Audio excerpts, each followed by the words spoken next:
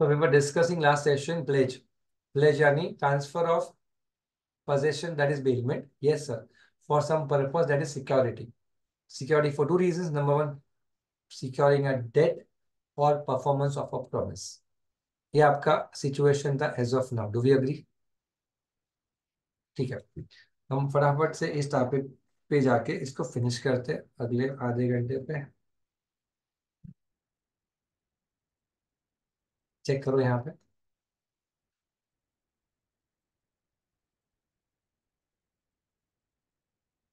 Okay. I think हम यहाँ पे पहुंचे हैं. Pledge where pawnor has only a limited interest. यहाँ पे पहुंचे. ये हो गया था हमारा. ठीक है. I want people to just read this फटाफट से. अगर निष्का तिवारी दलवार और किसी फ्रेंड का दोनों के मिलके गोल्ड हो या कुछ और वो प्लेज किया गया हो निष्का ने, तो निष्का का जितना शेयर होगा उस गोल्ड में उतना ही वो प्लेज कर सकती है. अपने जॉइंट ओनर की वैल्यू को प्लेज कर सकती नहीं है. यानी अगर जॉइंट ओनरशिप होगी तो वो प्लेज गोल्ड तो कर दिया पूरा, लेकिन प्लेज कितना माना जाएगा? To the extent of interest of the party जिसका गोल्ड था. इफ उसका इंटरेस्ट 25% और 25%, 75, 75, 50, 50 तो 50 पूरा मिलेगा नहीं. अभी क्लियर? एक बार पढ़ लीजिए, हम आगे जाते हैं. सर पौनी मतलब क्या? पौनी मतलब bank, Muthoot finance, HDFC gold loan. तो एचडीएफसी पौनी माना जाएगा. मतलब लेंडर को पौनी और बोरोवर को पॉनर माना जाएगा. बोलो हाँ या ना? यस. तो क्या लिखा है? सबसे पहला राइट पौनी को क्या दिया गया है? लीन का राइट. यानी जो गुड्स उसको गिरवी रखे गए हैं, प्लेज किए गए, उसको वो कंटिन्यू कर सकता है होल्ड करने के लिए. निष्का कब तक? जब तक उसका मनी पे नहीं हो जाता या तो परफॉर्मेंस परफॉर्म नहीं हो जाता. जब तक उसका ब्याज ऑन डेट अमाउंट पे नहीं हो जाता और कोई खर्चा लगता है टू प्रिजर्व द गुड्स, जो गुड्स आपके पास गिर रखे उसको रिकवर किया नहीं जाता. यानी तीन चीजों के लिए आप रिटेन कर सकते हो. एक मनी पे करने के लिए, दूसरा ब्याज, और तीसरा रिजर्वेशन एक्सपेंसेस या प्रिजर्वेशन एक्सपेंसेस. निष्का अगर आपको याद हो तो हम लॉकर रखते, लॉकर गोल्ड को रखने के लिए लॉकर. तो लॉकर का जो खर्चा होगा उसके लिए भी आप क्या कर सकते हो? उसके लिए भी आप लीन कर सकते हो. क्या आपको समझा मैंने क्या बोला? पॉइंट नंबर वन को पढ़ पढ़ लीजिए फटाफट से. Everyone, right of pony.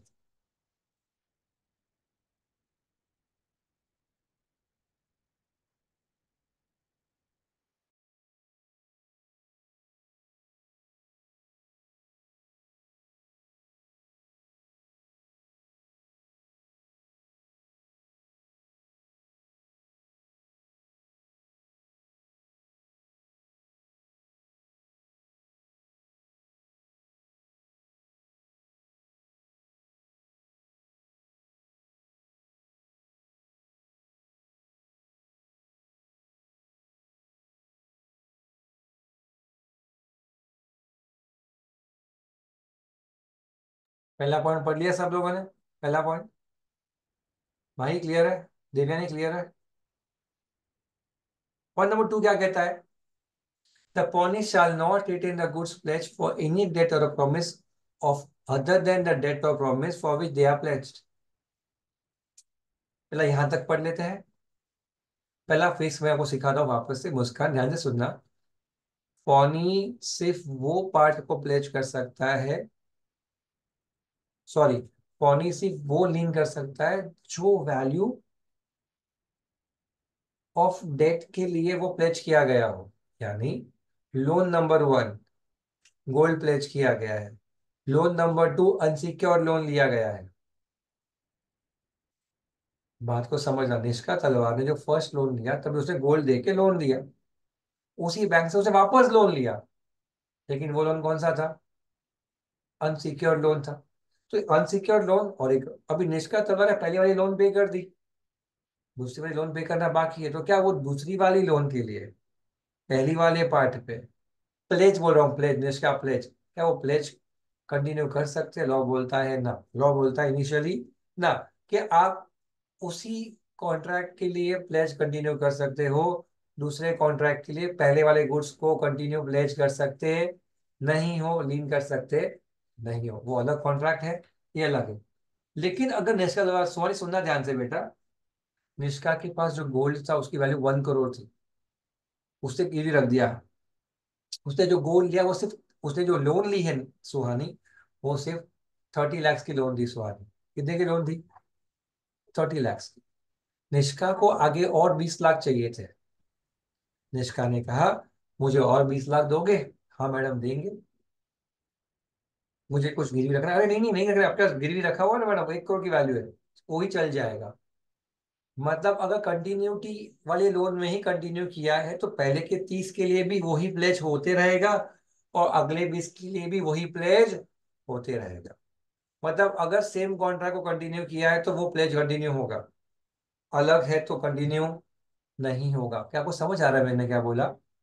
अब मैंने जो बोला है ना तनीषा, उसको एग्जाम के पॉइंट ऑफ व्यू से समझो, थोड़ा अलग हो जाएगा। मैंने बोल्ड करके रखा है, ये चीज बहुत काम की, एग्जाम्स के लिए बहुत काम की है, ये आ सकती है पेपर में। ध्यान से देखो और सुनो।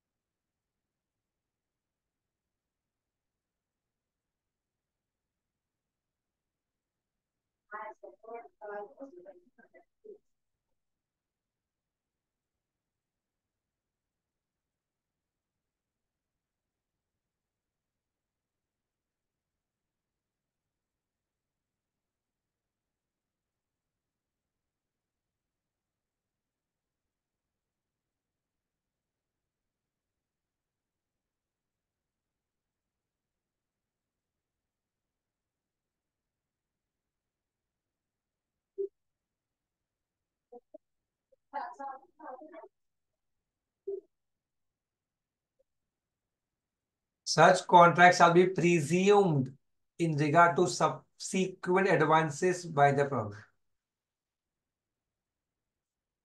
क्या आपको समझा? कंटिन्यूटी वाला पार्ट है ये, बट वाला।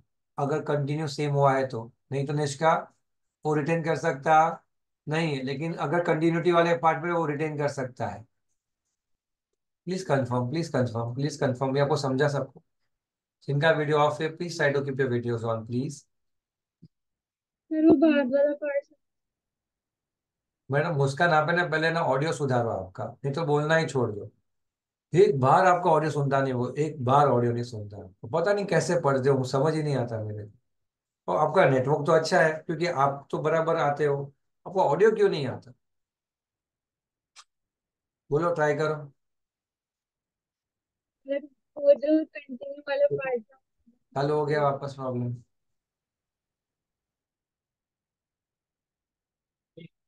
मैसेज करो बेटा, मैसेज करो अभी, चलो। Anyone has a doubt? Anyone has a doubt? क्या किसी को समझ में आया दिशा उसका क्या डाउट है?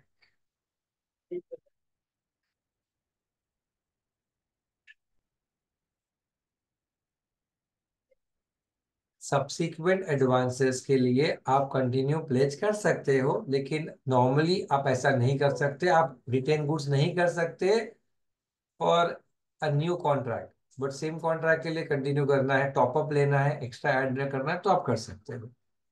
हम आगे जाते हैं यहाँ पे। मुस्कान का मैसेज मुझे अभी तक आया नहीं है।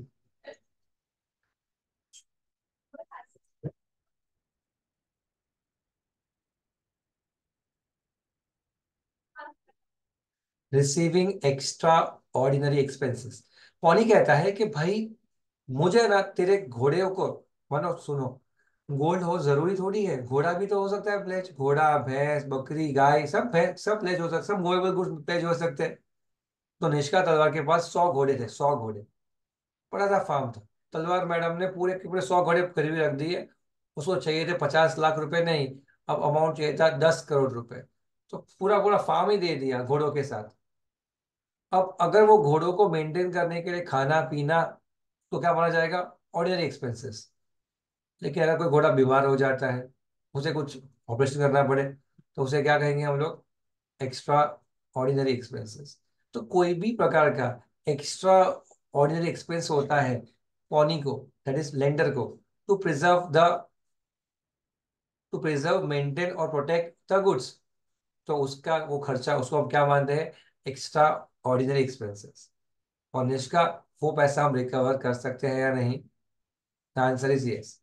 लेकिन देखो क्या लिखा मुस्कान, he has no right to retain the goods in case of non-payment of extra expenses. He can only have a right to sue personally.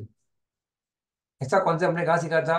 हमने ये कॉन्सेप्ट सीखा था फाइंडर ऑफ गुड्स में, कि एक्सपेंसेस के हम लीन नहीं कर सकते, रिवॉर्ड के लिए हम सू फाइल कर सकते हैं।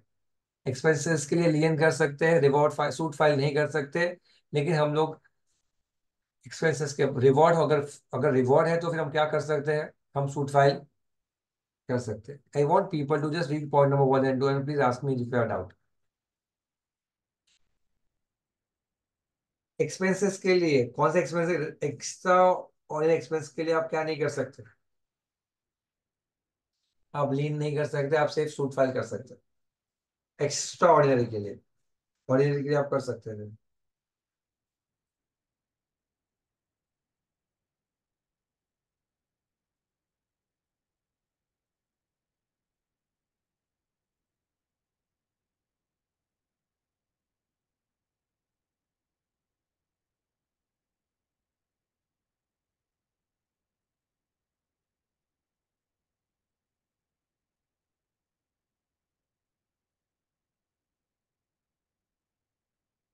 मैं आपको समझा। आप लीन नहीं कर सकते, नो राइट टू रिटेन, यानी लीन नहीं कर सकते, सिर्फ सूट फाइल कर सकते हो, क्योंकि कौन सा एक्सपेंस है ये? एक्स्ट्रा ऑर्डिनरी एक्सपेंस है।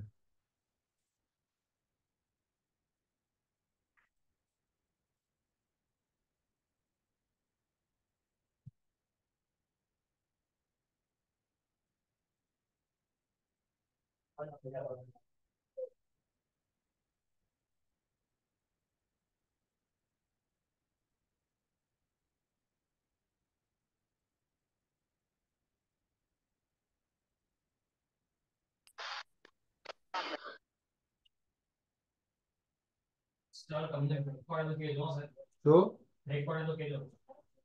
सुन तो ब्रेक, अच्छा हाँ, ग्रेट।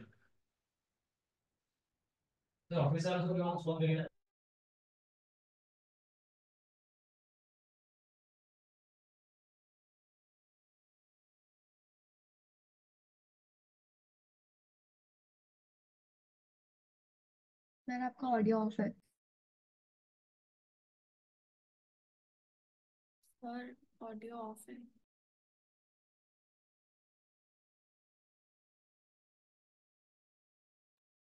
सर आपका ऑडियो ऑफ है। मैं कब के भूमिका भूमिका कर रहा हूँ, सबको समझा? भी भूमिका भूमिका बोल रहा था कि नहीं समझा? नहीं समझा। मैं अब ये बोलता हूँ, मैं पूछता हूँ आपसे कि अगर आप, मैं आपको पूछूं कि बैंक कब गुड्स को बेच सकता है, आपका आंसर क्या होगा? कब बेच सकता है बैंक गुड्स को? गुड्स यानी गोल्ड हो या कुछ और हो, कब बेच सकता है?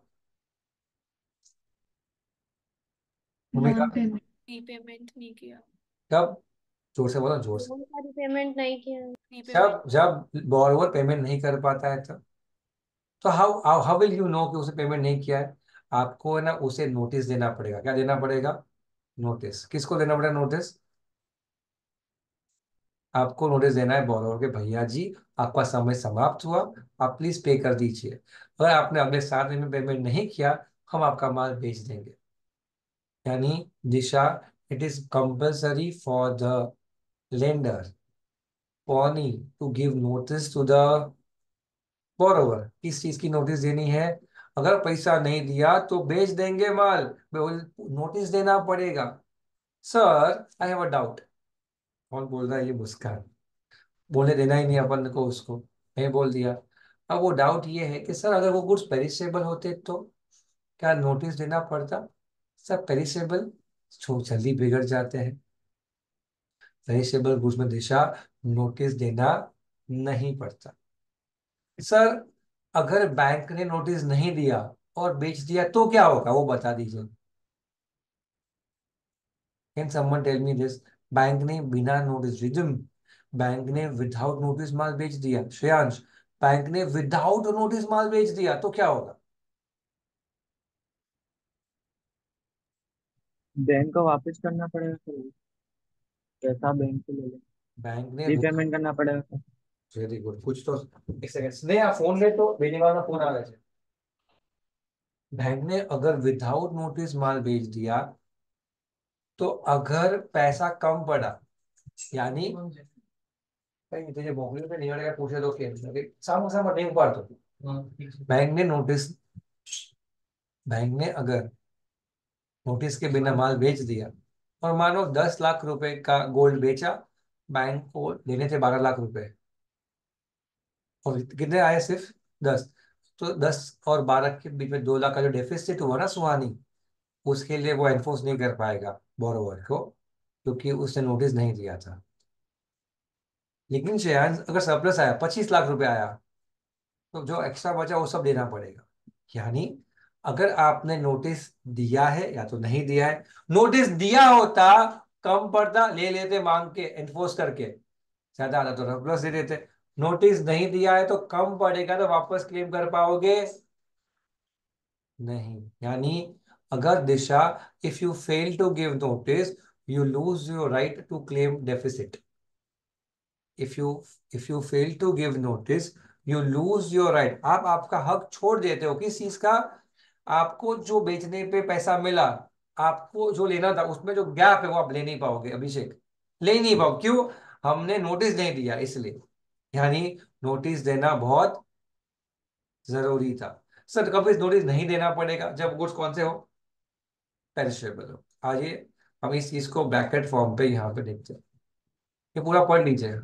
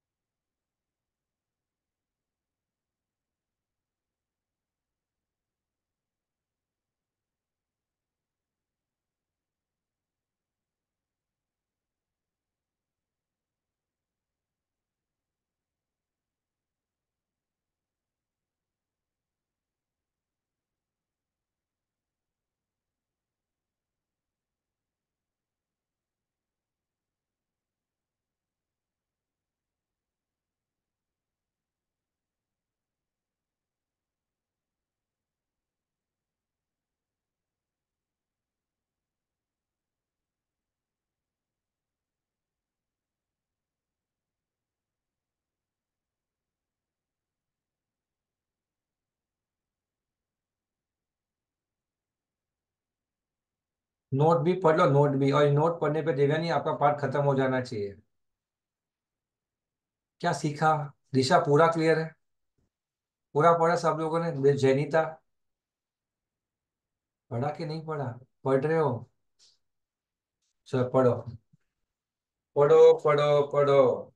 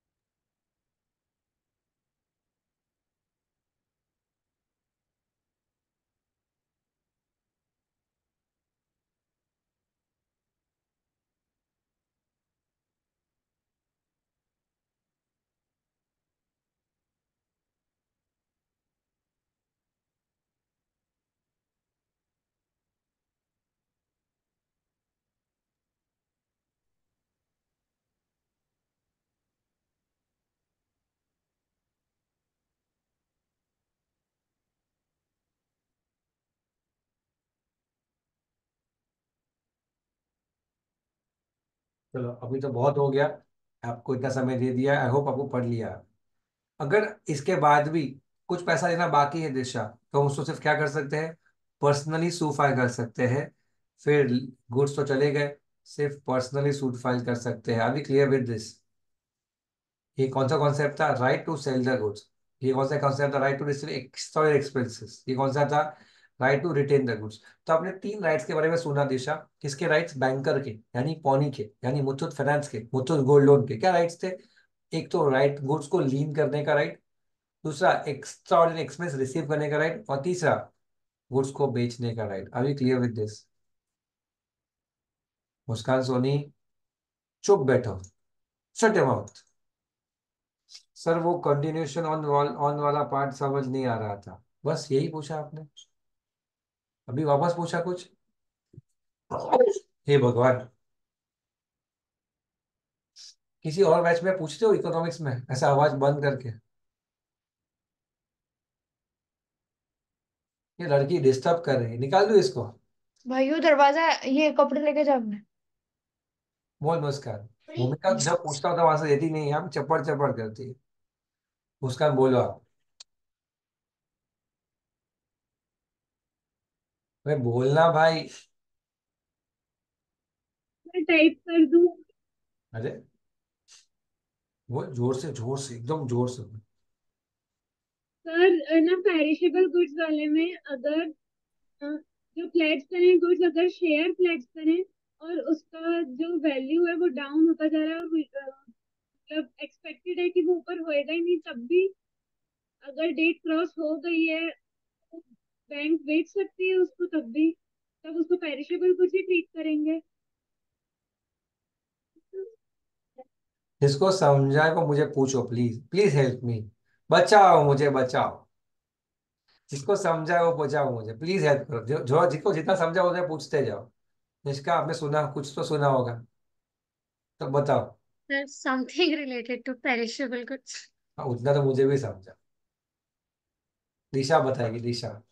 सर शी इज टेलिंग कि अगर कोई शेयर्स लिए हैं और उसकी वैल्यू डाउन होती जा रही है तो क्या वो सेल कर सकते हैं after crossing the date and without giving notice. तो सुनो ध्यान से। कभी भी कोई चीज की वैल्यू जैसे शेयर्स हो गया या कुछ और हो गया और डाउन जाती जा रही है, तो दिशा, जब वो डाउन जाती है ना तो हमें नोटिस देनी पड़ती है। किसको, बोरोवर को, कि देखो सर, आपका जो प्लेज का वैल्यू है ना वो कम हो रहा है। कहाँ से आवाज आ रहा है, कहाँ से आ रहा था आवाज? प्लेज की वैल्यू कम होती जा रही है, आपको हम 7 डेज दे रहे, आप आपकी गिरवी की वैल्यू बढ़ाते जाओ, नहीं तो हम बेच देंगे। ये सिचुएशन के अंदर Disha, this what they do, they give you time to reinvest. Security बढ़ाने को बोलेगा या फिर बेचने को बोलेगा, मतलब उसके लिए भी क्या देना पड़ेगा, उसके लिए भी नोटिस देना पड़ेगा। जैसे कोई शेयर्स का अपने होता है ना, तो अभी अडानी का कंपनी का शेयर 40% डाउन चला जाता है, तो क्या होगा, उसको गिरवी रखा होता है तो वो लोग क्या करते हैं, एक ट्रिगर पॉइंट क्या बनाते हैं, ट्रिगर पॉइंट, जो अग्रीमेंट में लिखा होता है कि अगर ये 100 लाख 70 लाख जिस दिन होंगे आपको और ऐड करने पड़ेंगे पैसे नए सिक्योरिटी के, नहीं तो हम लोन बंद करवा देंगे आपकी, आपको रिफंड, आपको लोन बंद करके अभी का अभी पैसा वापस करना पड़ेगा। ऐसा होता है, ऐसा। समझा मुस्कान? ठीक है, ओके। अभी इसमें थोड़ा सा पार्ट बाकी है हमारा, सिर्फ छोटा सा पार्ट। अब पॉनर मतलब कौन, जिसने लोन लिया, उसका ड्यूटी क्या है, अरे सर लोन पे कर दो, ठीक है सर। अगर डेफिसिट हुआ, मतलब गोल्ड बेच दिया है पौनी ने और कुछ कम पड़ा, तो हम उसका पैसा भी दे देंगे, डेफिसिट ऑन सेल, ठीक है सर। एक्स्ट्राऑर्डिनरी एक्सपेंस, कुछ इनकर हो गया, घोड़े वोड़े को बुखार बुखार आ गया, ता बुखार आया, ऑपरेशन हुआ, दवाई दी, हॉस्पिटल गया, वो सब खर्चा भी हम दे देंगे सर। अगर फॉल्ट था मेरे कोई भी गुड्स में तो मुझे बता देना पड़ेगा, ये भी हमने पढ़ा है सर। और अगर कुछ नुकसान होता है मेरे टाइटल के, टाइटल यानी क्या, अगर मेरा टाइटल डिफेक्टिव है, कौन सा है, डिफेक्ट यानी मैं ओनर ठीक से नहीं था, जैसे वॉइडेबल कॉन्ट्रैक्ट होता है वॉइडेबल की तरह, अगर मेरा ओनरशिप सही नहीं है और मैंने गिरवी रख दिया और मेरे उस वजह से किसी को नुकसान हुआ है, तो ओनर क्या करेगा, ओनर पौनी को इंडेमनीफाई करेगा। आप पहला पॉइंट पढ़िए, दूसरा पढ़िए, तीसरा पढ़िए, चौथा पढ़िए, पांचवा वापस मेरे लिए छोड़ दीजिए।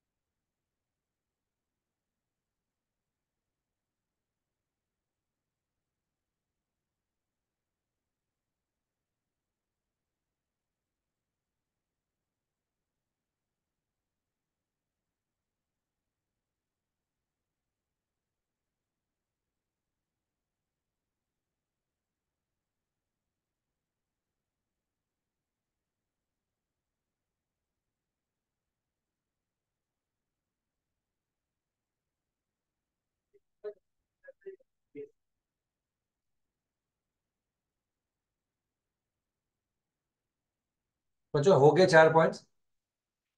पांचवा पॉइंट है कि अगर दिशा के पास उसके पापा का एक नेकलेस, एक चेन हो, दिशा ने गिरवी रख दिया, अभी दिशा ने जो गिरवी रखा है वो दिशा का है क्या?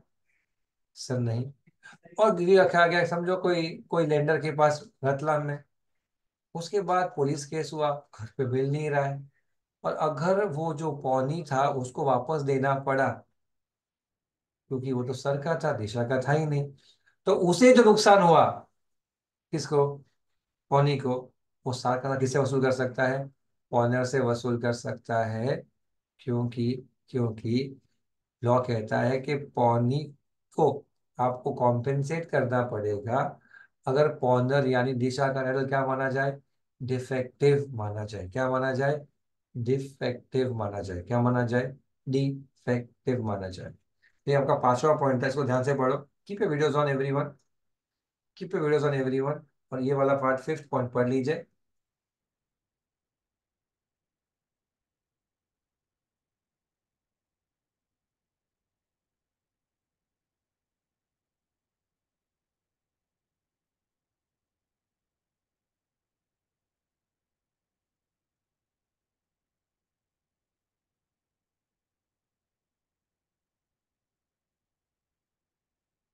चलिए, अब ये तो हमने सीखा है निष्का ऑलरेडी। पौनी यानी कौन? बैंकर। उसको क्या करना है? अगर उसको हमने कोई गुड्स दिया, जैसे गोल्ड दिया, तो not to use the goods, उसको यूज नहीं करना चाहिए, उसको सिर्फ क्या करना है? सिक्योरिटी के लिए रखना है। रिटर्न द गुड्स, जैसे ही काम हो जाए, पैसा मिल जाए या परफॉर्मेंस, वापस दे देना चाहिए। नंबर 3, ड्यूटी है to take reasonable care of goods as a man of ordinary person will do in his own case. Muskan, ये भी हमने सीखा हुआ है। नंबर 4, गुड्स को मिक्स करना नहीं चाहिए, ये भी हमने सीखा हुआ है बेलमेंट। और नंबर 5, अगर कुछ इंक्रीज हुआ तो वापस दे देना चाहिए, इंक्रीज वो बोनस वाला पार्ट, कुत्ते वाला पार्ट, गाय वाला पार्ट एडिशनली बेच देना चाहिए। पांचों 5 पॉइंट आपने पढ़े हुए हैं, ड्यूटीज ऑफ पॉनी ठीक से पढ़ो, अब इजीली अभी समझ जाओगे इजीली। एक सेकंड में आता हूँ, आप ये वाला पढ़ लीजिए।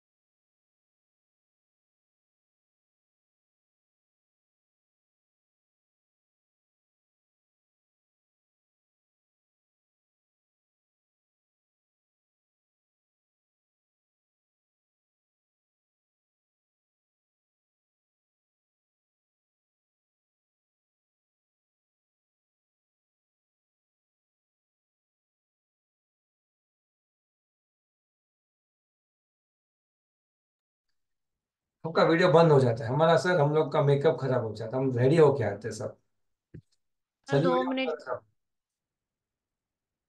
सबका मेकअप खराब हो जाए। हु वाज द होस्ट, कोई होस्ट हुआ था क्या? कौन था? ऑटोमेटिक होस्ट हो गए?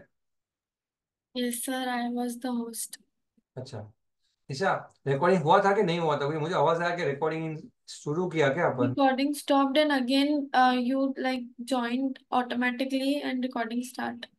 ओके, चलिए लास्ट कॉन्सेप्ट, और वही आईएमपी कॉन्सेप्ट, ये लास्ट कॉन्सेप्ट है और अपना चैप्टर खत्म हो जाएगा, प्लेज भी। तो यहाँ पे ध्यान देना, how to redeem the goods pledged, and you have meaning of redemption and time of redemption. अब मैं आपको एक कहानी सुनाता हूँ, फिर आप पूरा पढ़ लो, ठीक है? अब अगर मैंने गोल्ड लोन लिया हो, जहाँ पे मैंने गोल्ड गिरवी रख के मैंने लोन ले लिया, नोटिस आता है मुझे कि सर पैसा दे दीजिए, मैं पैसा नहीं दे पाता हूँ, कहते हैं मैं बेच दूंगा, मतलब बेच दो, जो करना है कर लो। और मुझे इच्छा थी कि मेरा गोल्ड जाए नहीं, पैसे वैसे अरेंज नहीं हुए मुझका, और उन्होंने गोल्ड बेचने के लिए ऑक्शन करवा दिया।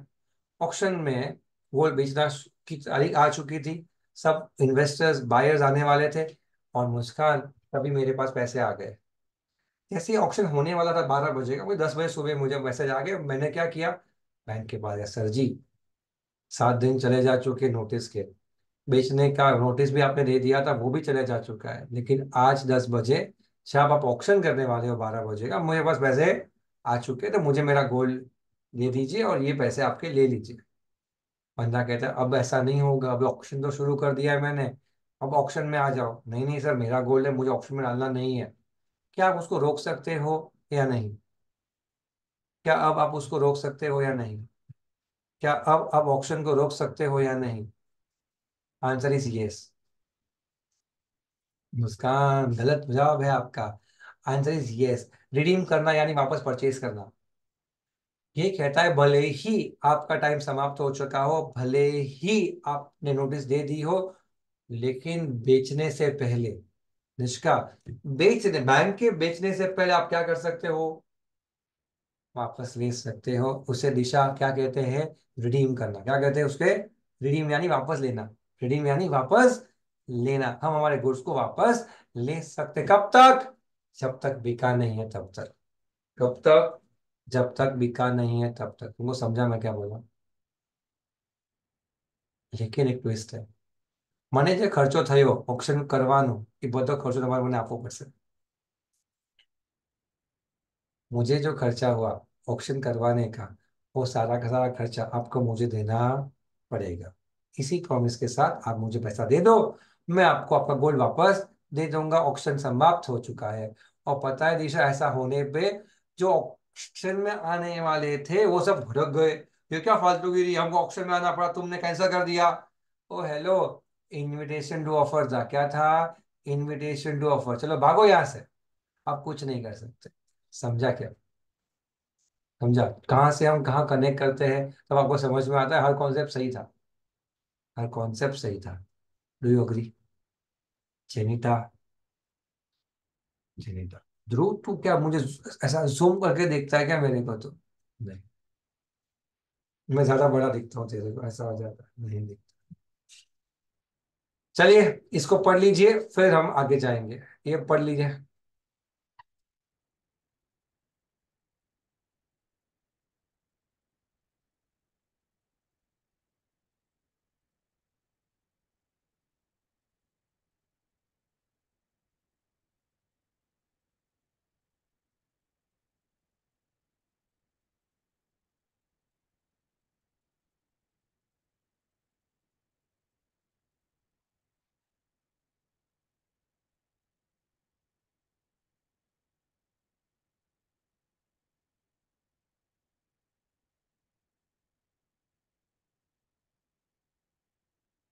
बच्चों पढ़ो ध्यान से, बहुत इंपॉर्टेंट है, बहुत इंपॉर्टेंट है।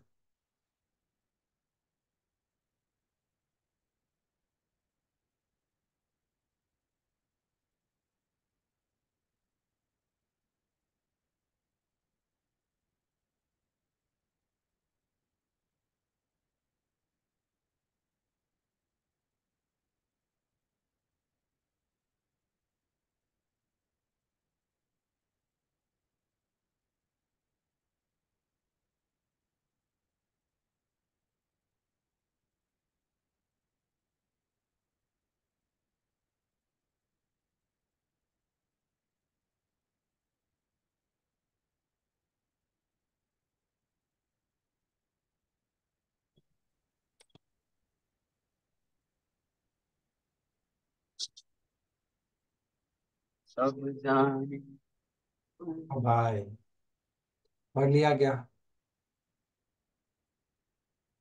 हेलो, पढ़ा क्या?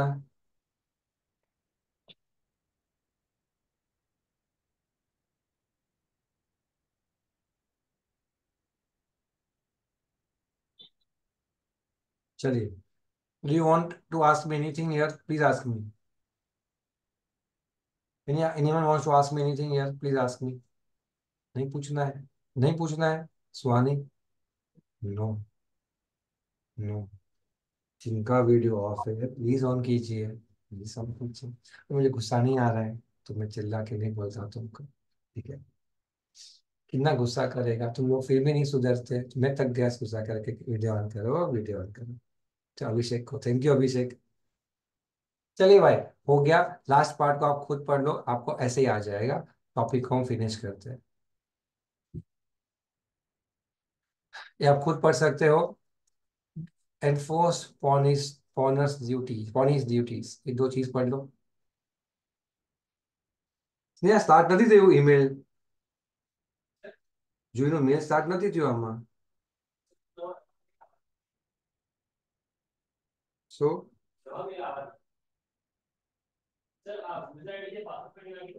શું આખું શું છે?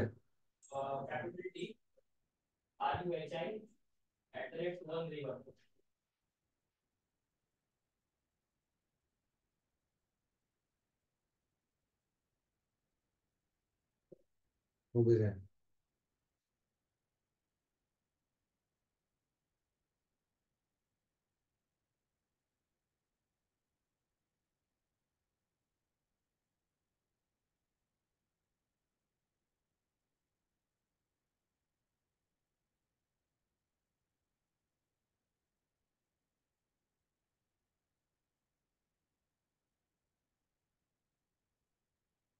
થઈ ગયું.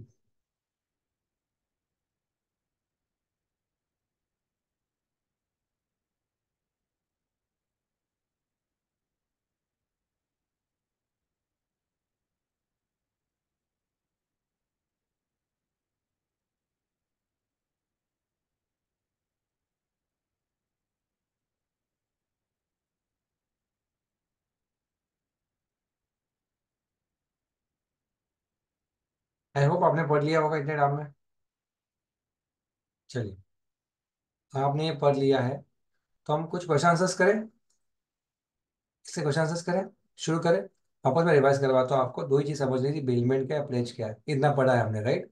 बेलमेंट में ट्रांसफर पोजीशन ऑफ गुड्स है, बेलमेंट में transfer position of goods for a purpose है। कौन सा पर्पज? सिक्योरिटी। एंड गुड्स कौन से? डेट के लिए और पर्पज परफॉर्मेंस के लिए। प्लेज में पॉनर पॉनी होता है, पिलर बेली होता है, बाकी सब इजी है, समझ में आ जाएगा। हम लोग क्वेश्चन आंसर करना शुरू करते हैं। आपको आंसर देना है। मैं आपको शुरू करता हूँ। क्वेश्चन नंबर वन जो है आपको, आप खुद पढ़ो, मैं आपको किसी को पूछूंगा, चलो। चलिए चलिए चलिए फटाफट।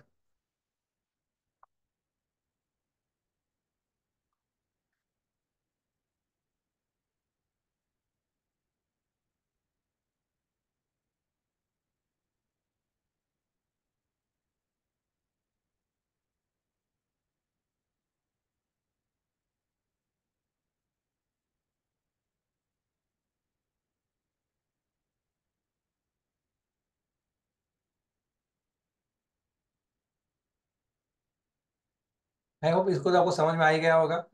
ये वाला का, ये वाला बेलमेंट नहीं होगी, गाड़ी की चाबी उसकी पास है, कस्टम अथॉरिटी ने स्विच किया तो बेलमेंट माना जाएगा। अभी क्लियर विद दिस? ये यस है, पहले वाला नो है। Do you agree?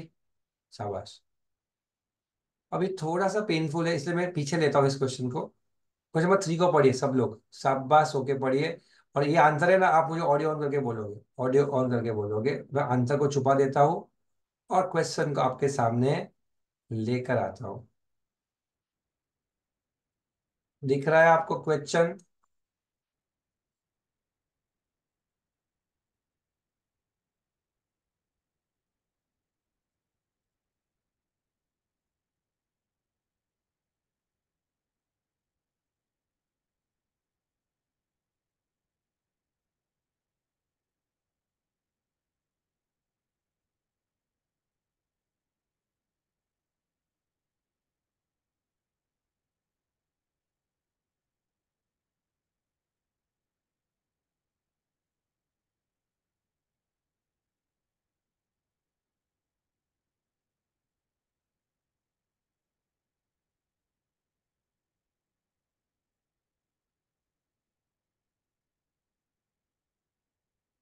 चलो, who's going to answer? Swani, Sony,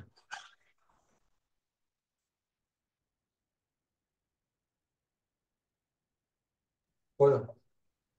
Sir, he is liable as he has charged amount for giving the goods, and it is not a non-gratuitous act. So he is responsible for all the damages. I hope you agreeing with Disha. आप बताओ। सुहानी थोड़ा सा drafting काम कच्चा कर रही है, सुहानी थोड़ा सा ड्राफ्टिंग कच्चा है। सुहानी, दिशा आंसर दो। आंसर Yes, सही sir. था। B is liable to pay damages to A as it is a non-gracious act, and whether he is aware or not aware, he need to pay damages to A. Very good. चलो, अभी मैं ना इसको आपको सिखाता हूँ ऐसे ही कैसे एग्जाम लिखते हैं, ठीक है? लेट मी ट्राई, मैं ट्राई करूँ थोड़ा। थोड़ा सिखाओ, मेरे को भी सिखाओ थोड़ा सा। मुझे मुझे बोलो सही है क्या गलत। हिमांशु, लेट क्यों दे रहे तू hero? Sir video let on कर। क्यों? मुझे पता है तूने वीडियो लेट ऑन किया। क्यों? नींद में था, सो गया था। हाँ, सच बोल दे। नहीं, ठीक है। गर्लफ्रेंड के साथ बैठता है ऐसा कुछ है? नहीं ना? ठीक है, चले। According to provisions of IC 1872, according to provisions of IC 1872, in case it is the duty of the bailiff to disclose the faults in goods to the bailiff. In case he fails to do so, he shall be liable for any damage caused to the bailiff on account of non-disclosure of any kind of unsafeness which puts bailiff to extra risk. बराबर? ठीक है। It is basically यहाँ पे तो he is not liable to disclose if he is not aware of it, only in case of gratuitous bailment. But in case of non-gratuitous bailment, whether he is aware of it or not, he is liable to pay for the lost cost of the bill. ये सब लिख देने का 4-5 line में हो जाता है। In the present case, since B has taken rupees 500 as higher charges from A for the carriage, even though he was not aware of it, B will be liable to pay A the compensation for the injuries suffered by B during the journey. Hence, B is liable to pay the liability. થઈ ગયું પૂરું। હવે આપણે જઈએ next question ઉપર। આવી ગયો next question, question number 4। सब लोग पढ़ना शुरू कीजिए।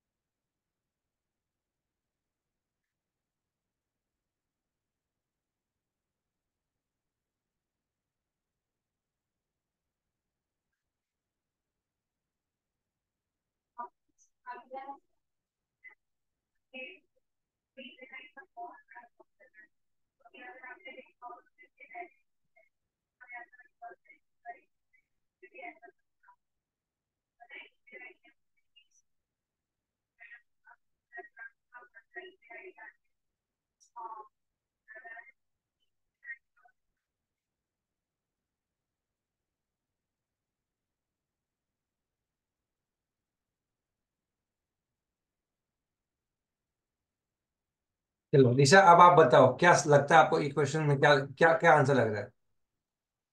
Yes, sir. B is liable to A for the jewelry, as there was condition that B have to keep the jewelry in bank's locker, and he has taken to his home. So B is liable to A. Very good. B is liable, do you agree? क्योंकि उसने ना दिशा, देखो answer ICA ने बहुत छोटा दिया है, लेकिन है ना, इसको पता है क्या लिखना है बेटा? जब आप इनकंसिस्टेंट यूज कर लेते हो चीज का, तो भले एक्ट ऑफ गॉड हो जाए, आप लायबल हो जाते हो, क्योंकि आपको बोला गया था कहाँ रखना है, लॉकर में। अब वहां पे रखने के बाद भले दंगा फसा होता, तो आप लायबल नहीं होते। पर आपको बोला था रखने के लिए कहाँ पे? बैंक में। आपने रख दिया अपने घर पे। तो भले आप घर पे अपना गोल भी था, लेकिन आपको अपनी मस्ती क्यों की? मस्ती करने का नहीं, बराबर भुगतना पड़ता है हिमांशु। सुनील, कम ऑन, चालू करो, सुनील को पढ़ना है।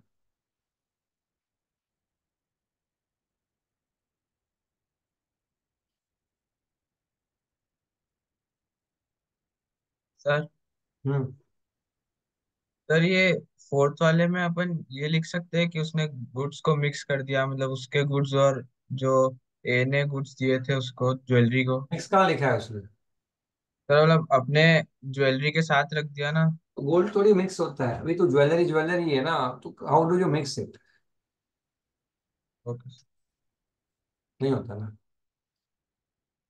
अगर गुड्स ऐसा होता जो जो मिक्स होता, तो एक बार तो सोच सकता था, बट ये तो यूनिक चीज है ना। तो वो डिफिकल्ट, अगर वो ऐसा कुछ होता जो मैचेबल, मतलब अलग नहीं हो पाता, तो तू एक बार सोच सकता था, नहीं तो नहीं।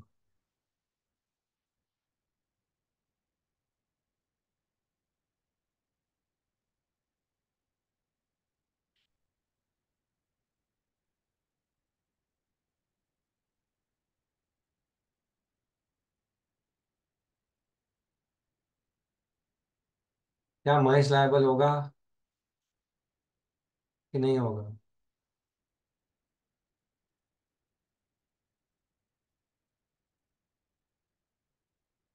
एनजेस यस, महेश लायबल, क्योंकि उसने रीजनेबल एरर रिटर्न नहीं किया है, तो वो लायबल हो जाएगा। Do you agree? Mahesh is liable for the loss. Mahesh is liable for the loss as he was not negligent, but as although he was not negligent, but because of his failure to deliver the car within reasonable time. Reasonable time नहीं किया, इसलिए liable है। मुझे बस चिक्स को पढ़ो, chicks.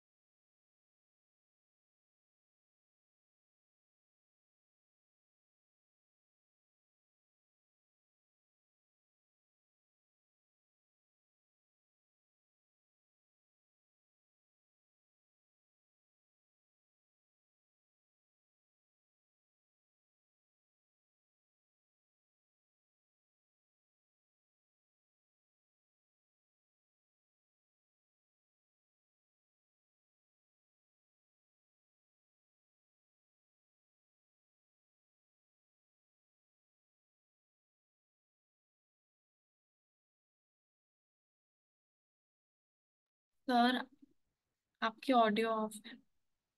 दिशा, answer तो क्वेश्चन नंबर 6 का।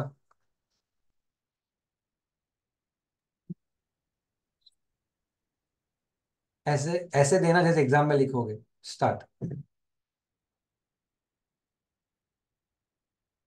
Sir in like how much marks question it is? Smart. 4 mark. uh, Duties of, like we can explain duties of, according to the provisions of ICA 1872, continue. Pony is to give back the goods like return the goods with increase in the goods pledged, and hence In it is according to IC 1872, in case of a bailment or a pledge, in case of a bailment or a pledge, if there is any accretion to the goods which have been billed or pledged to the bailee or the pawnee, the right to claim such accretion or increase lies with the bailor, that is the owner of such goods, and not with the pawnee or the bailee of such goods. Taking into consideration the above provisions of law, taking into consideration the above provisions of law, the contention of Mr. B to keep with himself the two bonus shares issued by the company is not alienable by law. It should be given back to the owner along with the original shares.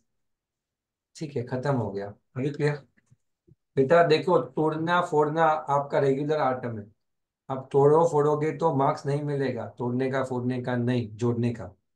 ठीक है, तो थोड़ा सा है ना, देखो ऐसा नहीं है कि आप आज का आज ये सब करो। अब आपको आज कौन से बनने लगा है ना, तो थोड़ा मन में बोलना चालू रखो। जैसे जैसे अभी बोलते जाओगे मन में, ऐसा ऐसा मैं बोलूंगा, ऐसा बोलूंगा, तो हो जाएगा। हम कटारिया को बोलते कटारिया, एक जी एग्जाम्पल है। और बड़ा लेते हैं, बड़ा आया क्वेश्चन नंबर 8 जोरदार है, इंपॉर्टेंट फॉर एग्जामिनेशन। ऐसा मुझे लगता है ये एग्जाम में आ जाएगा, ऐसा डिट्टो टू डिट्टो। आपको अगर ऐसा ये तो सेम आ गया। चलो चलो करो।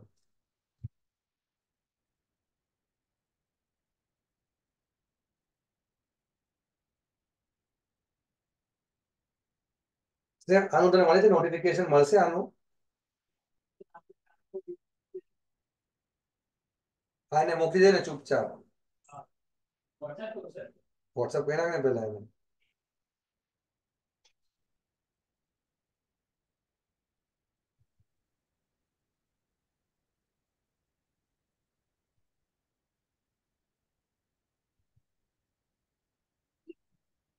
Shall have to bear the sentence એ મુસ્કાન તો અવાજ મત કર, એક તો આधा आधा आवाज करती है।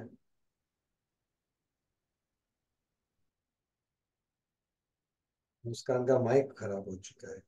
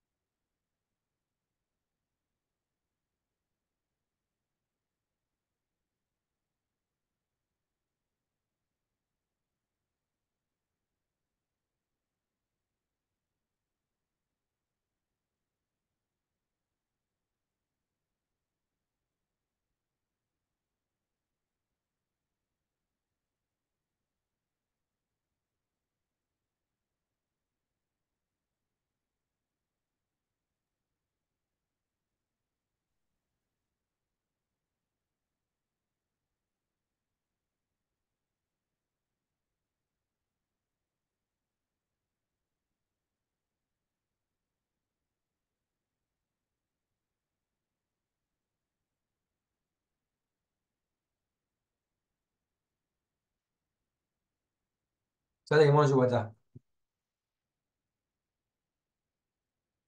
सर मतलब हाँ, बैंक वो सूट में सक्सेस हो जाए, सक्सीड हो जाएगी। लेकिन कितने अमाउंट के लिए? सर पूरे 60,000 के लिए। पूरे 60 के लिए, डू यू अग्री? देखो ये कॉन्सेप्ट को ना डिटेल में समझोगे ना मुस्कान, तो मुझे एसओजी पढ़ा क्या पढ़ाना पड़ेगा, सीरीज ऑफ गुड पढ़ाना पड़ेगा। तो ये कॉन्सेप्ट का सबसे डिटेल वर्जन में एसओजी में पढ़ाऊंगा ईशा। लेकिन इस एज ऑफ नाउ अब ये समझो कि रवि ने कंसाइनमेंट दिया था 60,000 रुपए का बाय रेलवे, और रेलवे ने एक प्रूफ दे दिया कि भाई ये आपका प्रूफ है कि आपने मुझे माल दिया है। वो प्रूफ जो था उसको एंडोर्स करके डिस्काउंट करवा दिया बैंक के पास। और बैंक ने क्या दे दिया उसके सामने उसको, 30,000 रुपये दे दिए। तो बैंक के पास क्या है अभी, रेलवे का रिसीट है जिसकी वैल्यू कितनी है, 60,000। उसके बाद bank and deliver the railway receipt in favor of the bank. The railway failed to deliver the goods at the destination. The bank filed a suit to the railways for 60,000. Decide in the provisions of the act. The answer is yes. लेकिन bank को देना कितना पड़ेगा वापस, बाकी का पैसा वापस दे देना पड़ेगा। Do you agree? हेलो। रेल बैंक क्लेम कर सकता है फिर वापस देना पड़ेगा। Are you clear?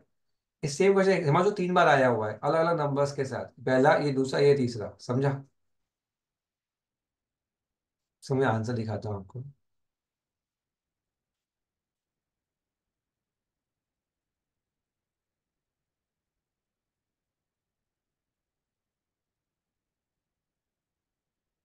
बैंक को 60 मिल जाएगा, जैसे आपने कहा 60 वाला एग्जाम्पल। एग्जाम नंबर 2,90,000 वाला है तो अलग एग्जाम्पल है, ठीक है। Let's will take one more question here. Question number 10 को पढ़ो सब लोग। रिदम में तुझे पूछेगा, रिदम को या सुहानी को।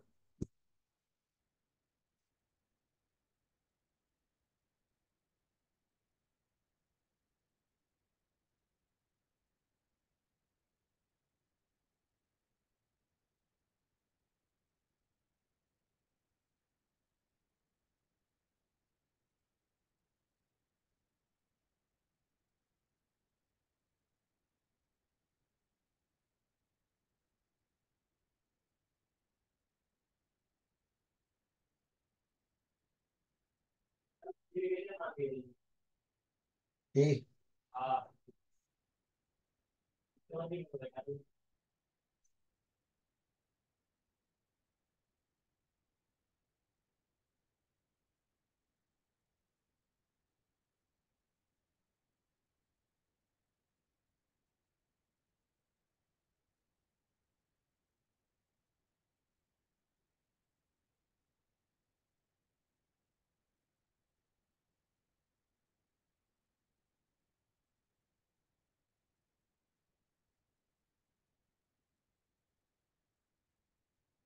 चलो बोलो रिदम तू बता।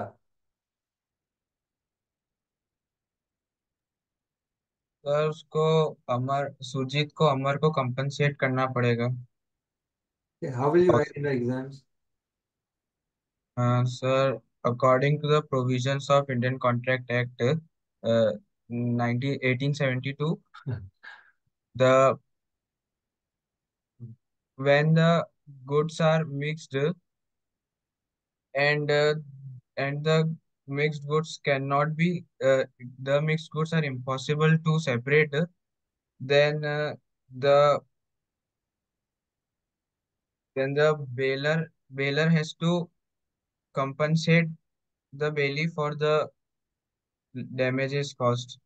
So in this case, the Surjit's employee, unaware of the fact, unaware of the high quality sugar of Surjit, mixed the sugar with another sugar, so he has to compensate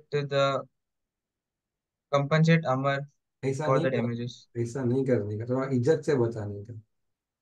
ऐसा करेगा ना तो marks नहीं मिलेगा।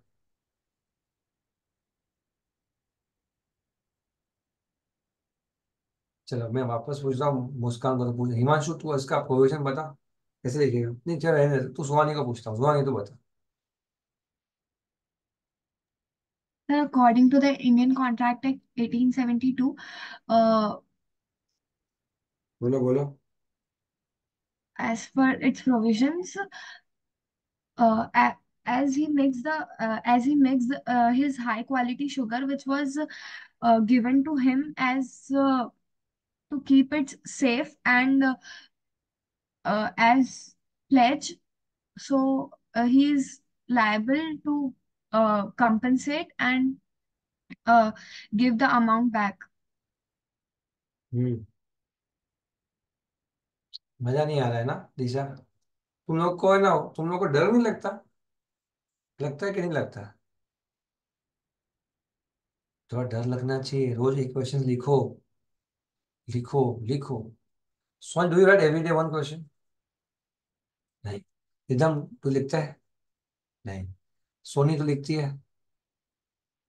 सोनी, सोनी भी नहीं। सोनी का तो पता है, नेटवर्क ही अलग है। दिशा लिखती है, राइट? हाँ। हिमांशु? नहीं। तो दिशा आप बताओ कैसे लिखोगे? चलो, आई वांट टू ट्राई कि आप इसको जस्टिस करोगे। चलो।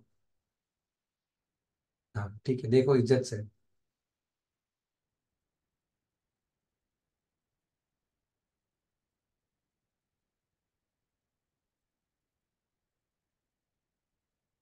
बाकी बच्चे सोचो।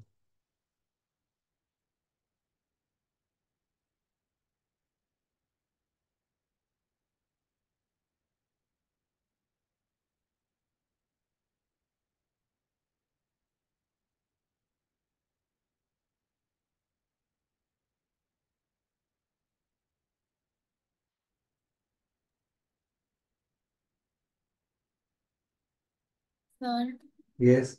may I speak? Yes.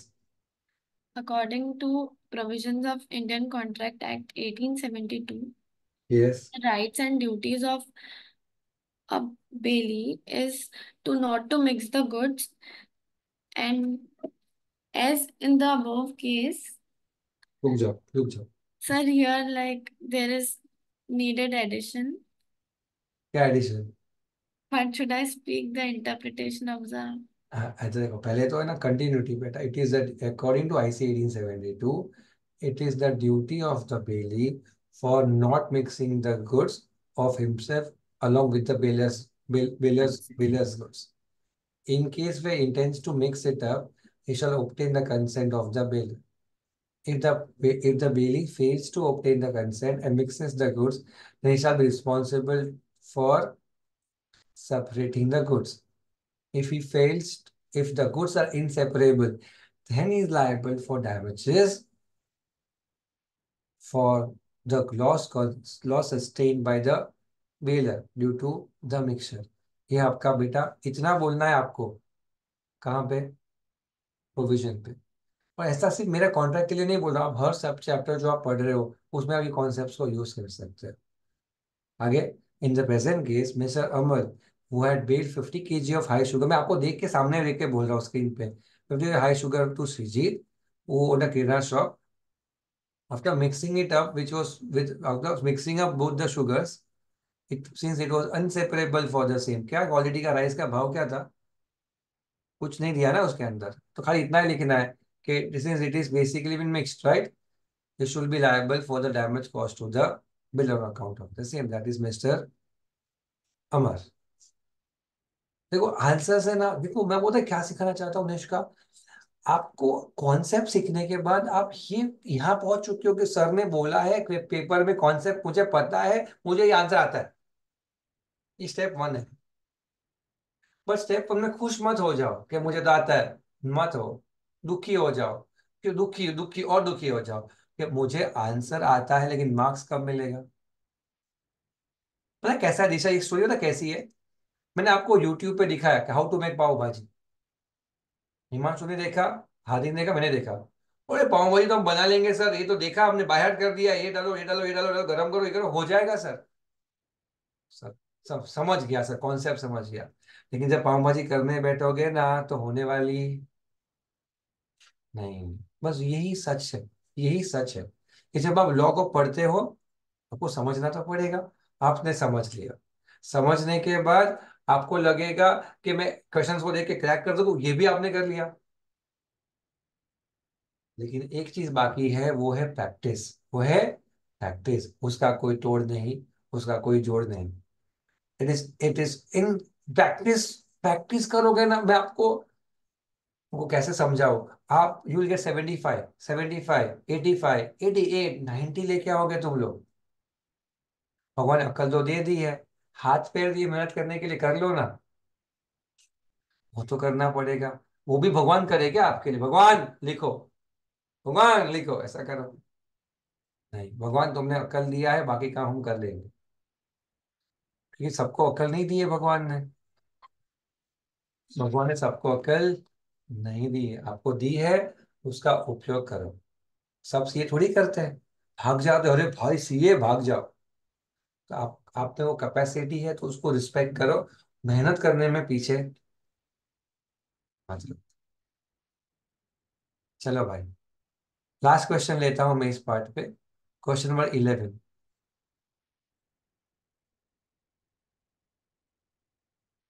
Question number 11 नवंबर 2019 में पूछा था पेपर में।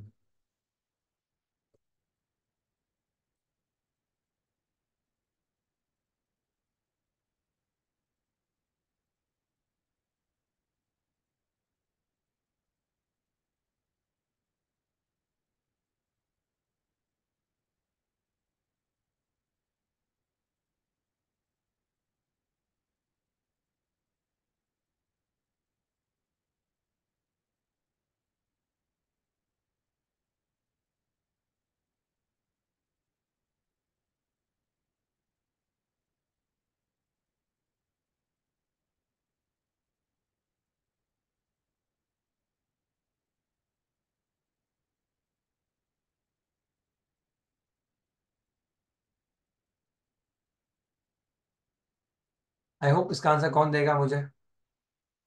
कौन देगा? निष्का तलवार। जी। जिसका वीडियोस ऑन है उसके बिना किसे पूछूं, मुझे कोई दिखता ही नहीं है किसी का नाम। तो अगर आपका वीडियो ऑफ है और आपको आंसर देना है तो आप मुझे खाली मैसेज कर दीजिए, तो मैं आपको आंसर देने का मौका दूंगा, क्योंकि मुझे आप दिखते नहीं हो। चलो भाई, निष्का बताओ।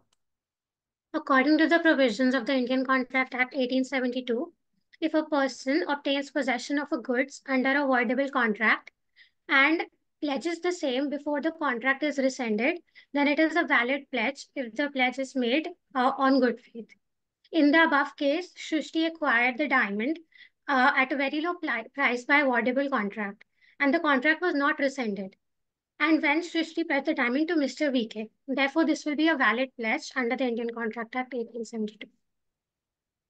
निष्का, एक चीज जो यहाँ पे मिसिंग थी, जो आपने ऐड करी, वो कौन सी है यहाँ पे क्वेश्चन 11 में? So, good faith. Good, very nice, very excellent.